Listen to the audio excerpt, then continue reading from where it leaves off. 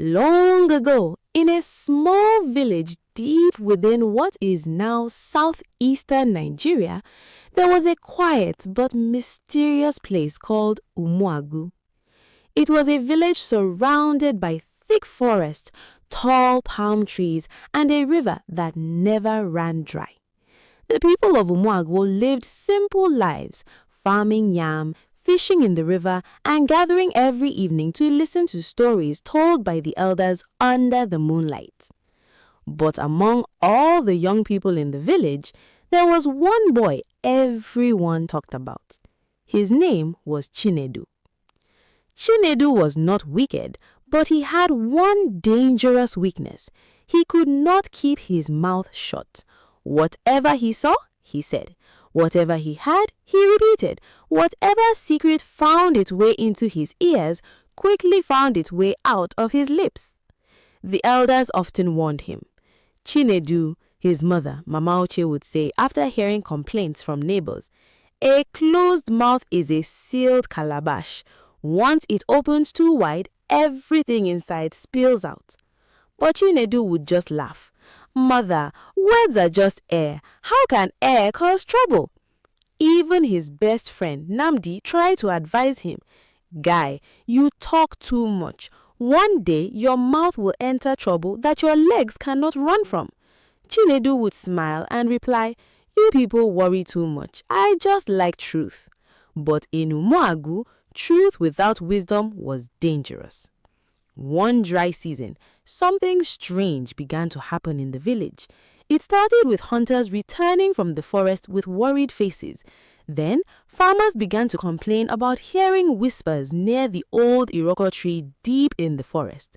Some said they heard voices calling their names when no one was there. The elders grew concerned. One evening, the village head, Chief Okonkwo, gathered everyone under the moonlit courtyard. "There is something in the forest," he said seriously. "Something that has been buried for many years. We must be careful. No one is to go near the forbidden valley." The villagers nodded in fear. But Chinedu was curious. That night, while others slept, Chinedu stayed awake thinking. "What could be so important that even Chief Okonkwo is afraid?" he whispered to himself. His curiosity grew stronger than his fear. So, early the next morning, without telling anyone, Chinedu went into the forest. The deeper he walked, the colder the air became. Birds stopped singing. Even the wind seemed to avoid him. But Chinedu kept going until he reached a place no villager was allowed to enter. The Valley of Broken Silence. There, in the middle of cracked earth and dead leaves, stood an old shrine covered in vines, and in front of it was something terrifying, a human skull. But it was not just any skull. It was placed carefully on a stone, as if it had been watching the world for a very long time. Chinedu stepped closer. "Ah, so this is what everyone fears," he said, crouching down. Suddenly, a cold wind blew through the valley, and then the skull moved. Chinedu froze. He blinked hard. The skull's jaw slowly opened, and then in a dry, cracked voice like stones grinding together, it spoke. "Chinedu." He jumped back in shock. You can talk," he stammered. The skull spoke again. "I have been waiting for someone who speaks too much, someone like you." Chinedu's heart began to race. "Who are you?" he asked nervously. The skull let out a dry, eerie sound that almost sounded like laughter. "I am what remains of a man who spoke without thinking, just like you." Chinedu swallowed hard. The skull continued. "I was once a great man in this land. My words destroyed friendships, caused wars, and exposed secrets that should have stayed buried. One day, my mouth betrayed me, and I paid the price." Chinedu stepped closer despite his fear. "What price?" he asked quietly. The skull paused. Then it said the words that made Chinedu's blood turn cold. I was cursed to never die fully, only to watch and speak when it is already too late. A strong wind shook the trees. The skull's empty eyes seemed to glow faintly. And now it whispered, I have been waiting for someone to continue what I started. Chinedu stepped back again. I don't understand, he said. The skull's voice grew softer, but more dangerous. You will.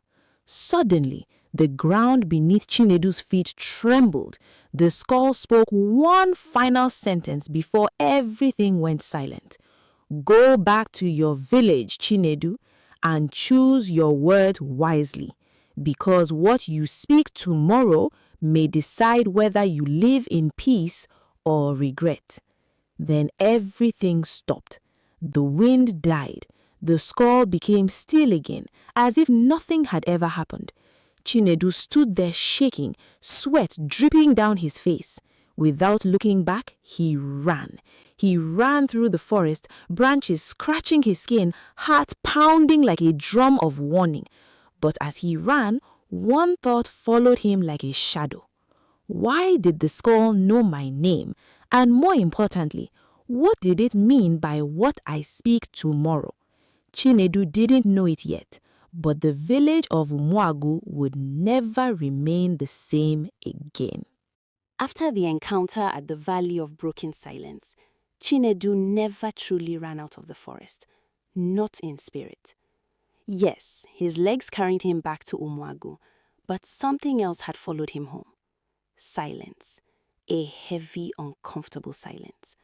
For the first time in his life, Chinedu was not talking. Not even a single word. That night, the village felt different. The air was heavier than usual. Dogs refused to bark. Roosters crowed once, then stopped suddenly, as if something had grabbed their voices mid-air. Mama Uche noticed it immediately. Chinedu, she called softly as he entered the compound. You did not greet anyone today. He didn't answer. He just walked straight into the house and sat down. Namdi came later that evening. Guy, you are not yourself, he said, laughing nervously. What happened? Did forest spirits chase you? Chinedu opened his mouth, but nothing came out. His throat tightened. Not fear, something worse. Restriction, as if his words were locked inside him. That night, he did not sleep. Every time he closed his eyes, he saw it again. The skull, its jaw moving, his name being spoken, Chinedu. But worse than that, he began to hear something else. Inside his mind, a dry, cracked whisper. You left too early. Chinedu sat up suddenly in bed, sweating. The voice stopped. Silence returned. But only for a moment. From outside the house came a sound. Tap, tap, tap, like bones knocking together. Chinedu slowly turned his head toward the window. Nothing. Then, tap, tap, tap, closer. He stood up slowly. Mama Uche was asleep. The village was asleep. But something was not. Chinedu walked to the window and slowly pulled the cloth covering it aside. At first, nothing. Just darkness. Then his eyes adjusted, and he saw it. At the edge of the compound fence, something white, something small, something watching. A skull, but not the same one. This one was smaller, cracked, as if freshly dug from the ground, and it was smiling. Chinedu stepped back instantly. His heart slammed against his chest. He blinked once. When he looked again, it was gone. Only the sound remained. Tap, tap, tap, coming from the roof this time. He froze. Slowly, he looked up, and there it was.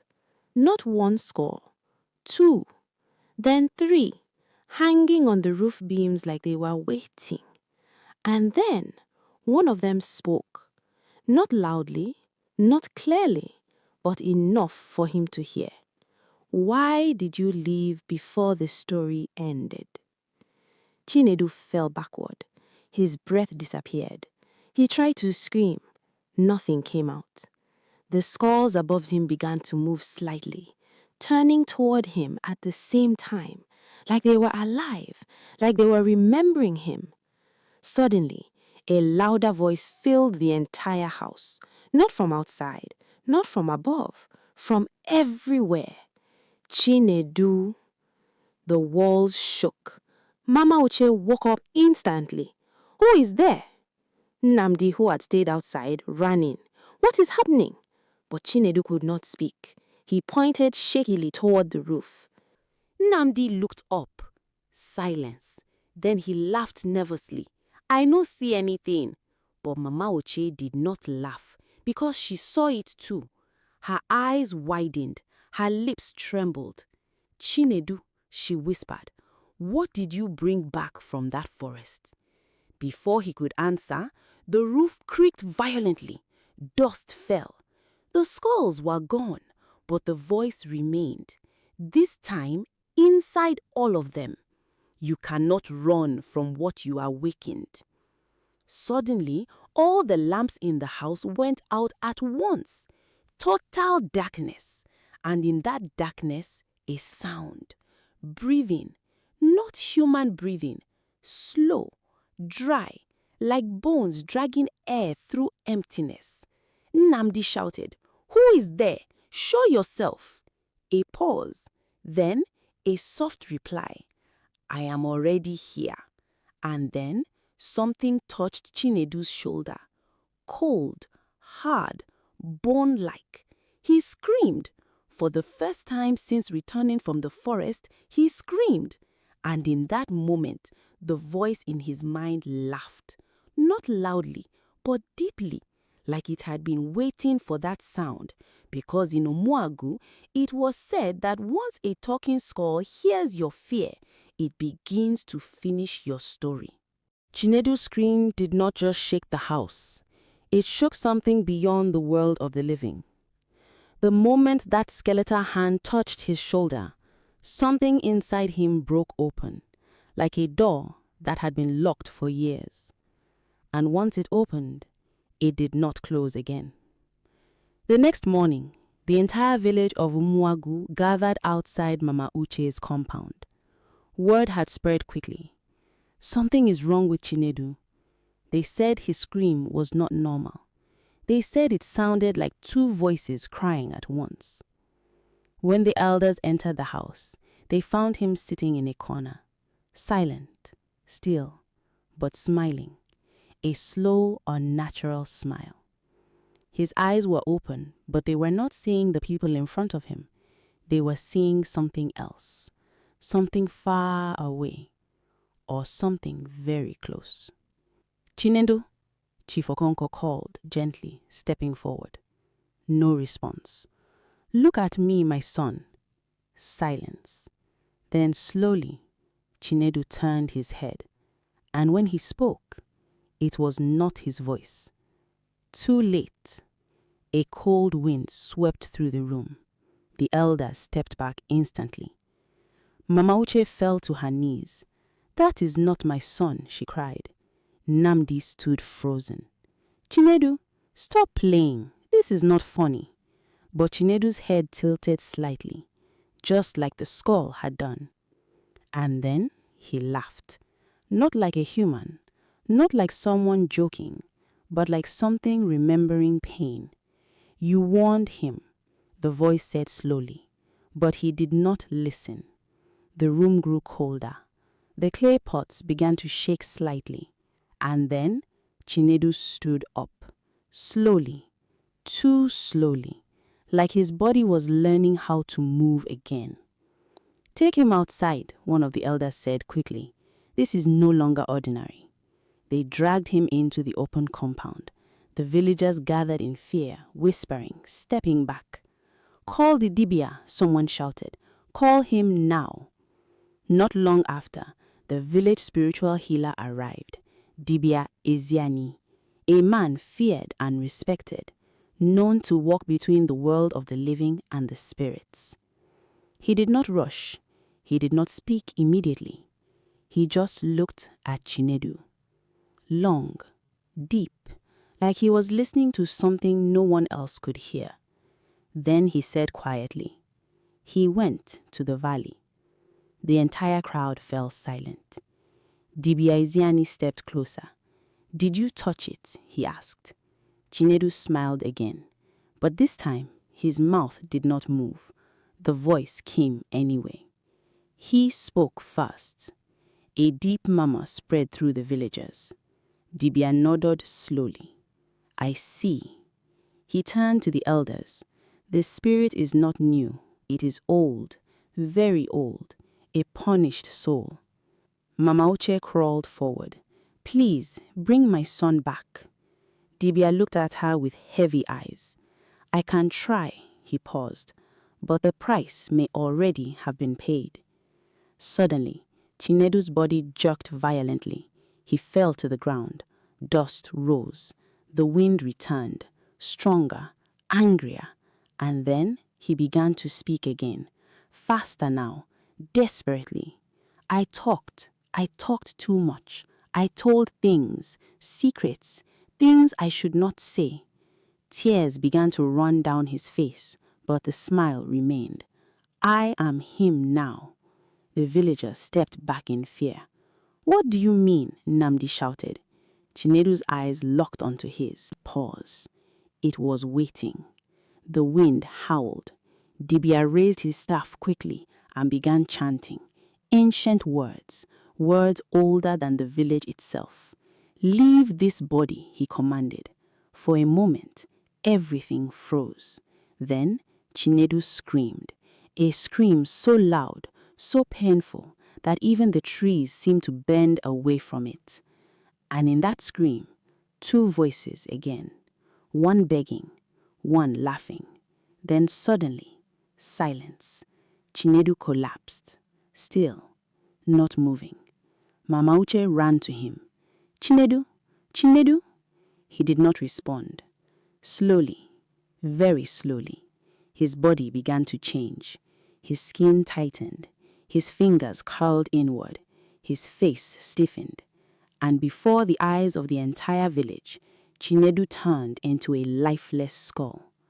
Mama Uche let out a cry that echoed through the land. No one moved. No one spoke. Dibia closed his eyes. "It is finished." Namdi fell to his knees.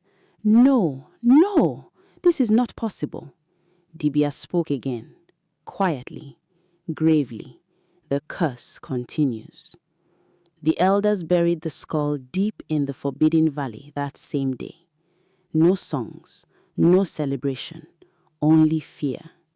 And from that day on, a new warning was added to the stories of Umwagu.